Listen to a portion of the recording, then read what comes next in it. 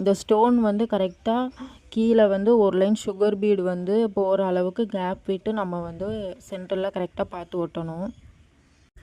அதுக்கப்புறம் வந்து அந்த ஸ்டோனை சுற்றி வந்து நம்ம வந்து சுகர் பீட் போட்டுக்கலாம். சுகர் பீட் வந்து 2 சுகர் பீட் அதே சேம் லைனில் நம்ம எப்படி போட்டோமோ அதே மாதிரி 2 போட்டு நாட் வந்து நம்ம வந்து ஸ்டோன் கிட்ட உள்ளே போடுற மாதிரி போட்டோம் அப்படின்னா இன்னுமே ஃபினிஷிங் வந்து நல்லாயிருக்கும். வெளியில் போடாமல் உள்ளே வந்து நாட்டு போடுற மாதிரி போடணும். இதுக்கப்புறம் வந்து ஒரு 4 சுகர் பீட் வந்து ஃபஸ்ட்டு போடணும். அது வந்து 2 போட்டுக்கலாம். அதுக்கப்புறம் வந்து ஒரு ஒயிட் கலர் வந்து 4 mm ஒரு சுகர் பீட் வச்சு நாட் போட்டுக்கலாம். இது வந்து அந்த ரவுண்டு ஸ்டோனுக்கு வந்து சென்டரில் வந்து நம்ம கரெக்டாக மார்க் பண்ணுவோம்ல அந்த இடத்துல வந்து இந்த மாதிரி போட்டுக்கலாம்.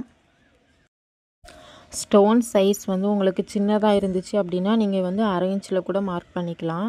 இது வந்து நான் 1/2 இன்ச்சுக்கு ஒரு பாயிண்ட் வந்து எக்ஸ்ட்ரா வச்சு மார்க் பண்ணியிருக்கேன். உங்களுக்கு ஸ்டோன் வந்து சின்னதாக இருந்துச்சு அப்படின்னா நீங்கள் வந்து 1/2 இன்ச்சே மார்க் பண்ணிக்கலாம்.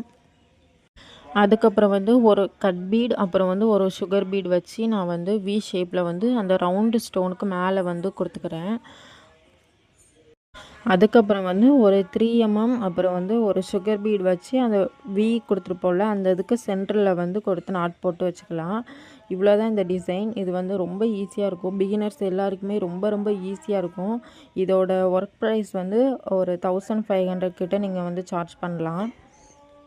இந்த மாதிரி டிசைன்ஸ் வந்து பிகினர்ஸ்க்கு வந்து ரொம்ப ஈஸியாக இருக்கும். இது வந்து 1 டே கூட ஆகாது. நீங்கள் ஒரு நாளே இந்த மாதிரி டிசைன்ஸ் வந்து கம்ப்ளீட் பண்ணிடலாம். உங்களுக்கும் இந்த மாதிரி டிசைன்ஸ் வந்து வேணும் அப்படின்னா என்னோடய சேனலை வந்து சப்ஸ்கிரைப் பண்ணி வச்சுக்கோங்க.